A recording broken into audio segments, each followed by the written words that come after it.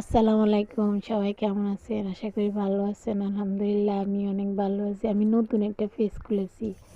তো গাইজ সবাই আমার চ্যানেলটা সাবস্ক্রাইব করে দেবেন, পাশে টাকা বেল নোটিফিকেশনটা অবশ্যই বাজিয়ে দেবেন। তো অবশ্যই চেষ্টা করব সবার পাশে থাকার জন্য। তো ফুল আমার অনেক ভালো লাগে। আমি